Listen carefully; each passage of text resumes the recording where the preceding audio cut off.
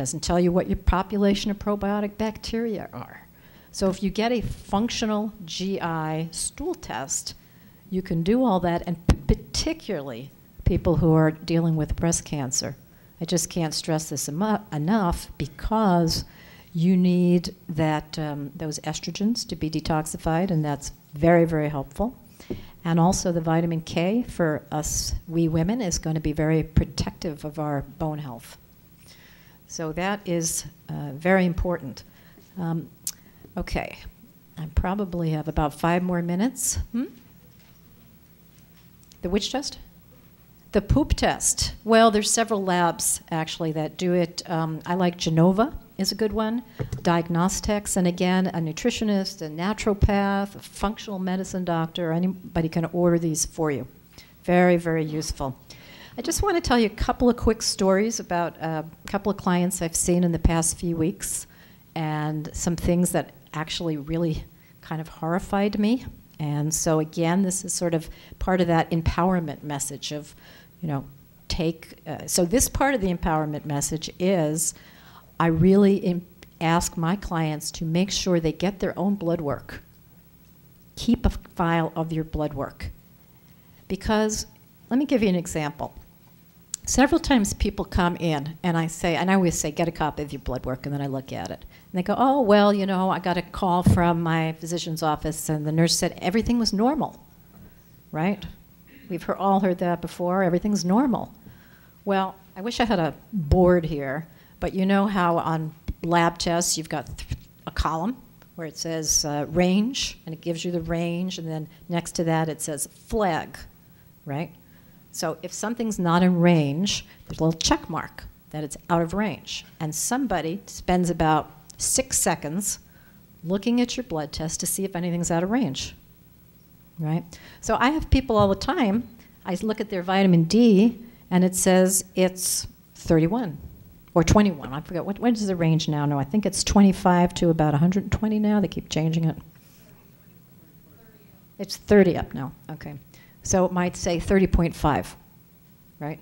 Oh, my vitamin D level is fine, fine. Well, you would have no way of knowing that your vitamin D level really wasn't very fine unless you got those blood tests in your own hands and you looked. Because what you want to be, depending upon the marker, you either want to be right in the middle of the range, or sometimes, ideally, you want to be at the low end or at the high end. But those ranges don't represent a universe of health. They represent a universe of patients who are both healthy and not healthy. And those ranges are the averages of the healthy and the not healthy patients, right? So that doesn't really tell you that much about your health. It just tells you that you fit in to an average population of sick people and not sick people. That's nice. We all do, right? So that happens with the vitamin D.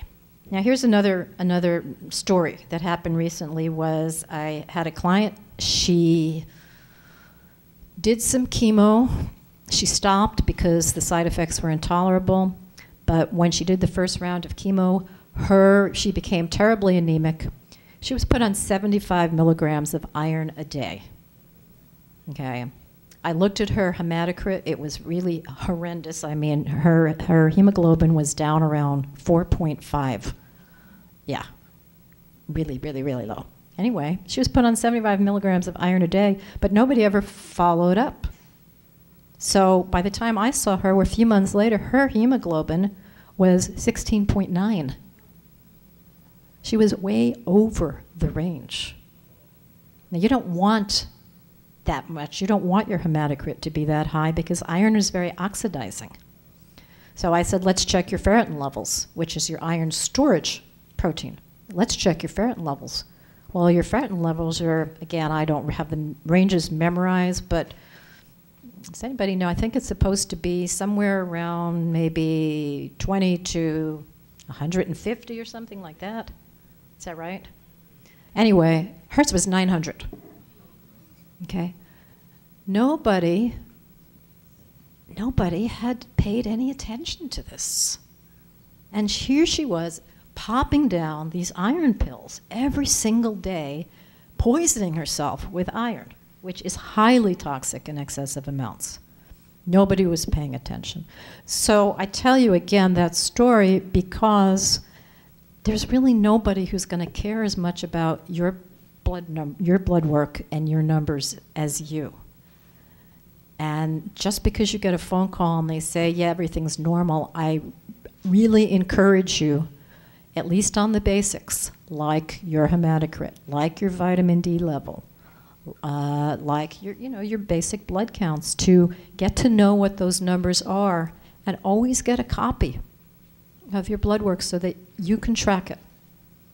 Because the truth is, and here's something else that comes up in my practice, is I like to see things like ferritin levels and certain copper levels, because we don't want copper to be too high in cancer because it facilitates angiogenesis, right? So I will often say, could you ask your doctor to get these tests? Sometimes their doctors say, sure, fine. Sometimes they say, no. And sometimes they say, well, yeah, but I have no idea what I would do with this information.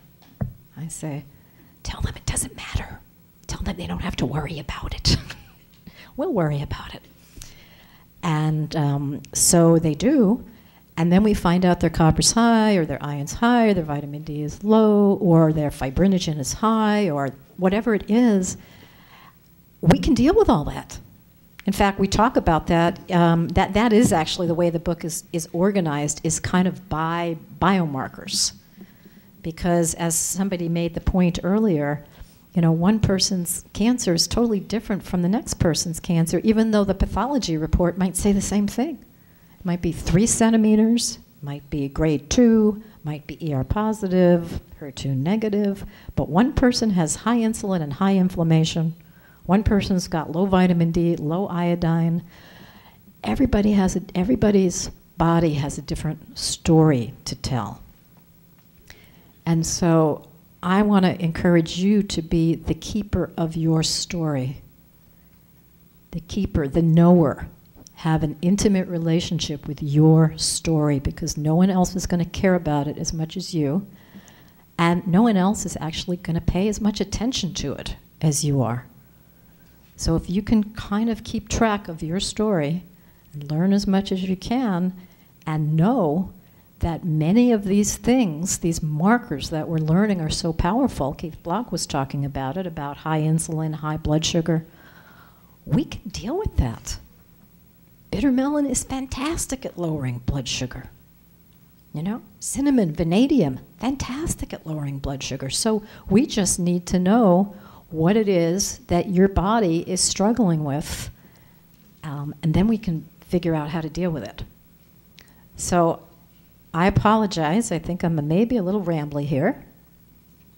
Again, I haven't done this spontaneously before. But I think my messages are empowerment, knowing your own story, being aware of deficiencies and where they might come from and remediating them, and really taking charge and making sure that you're the one who has your information and that you care about it and know about it better than anybody else. Okay.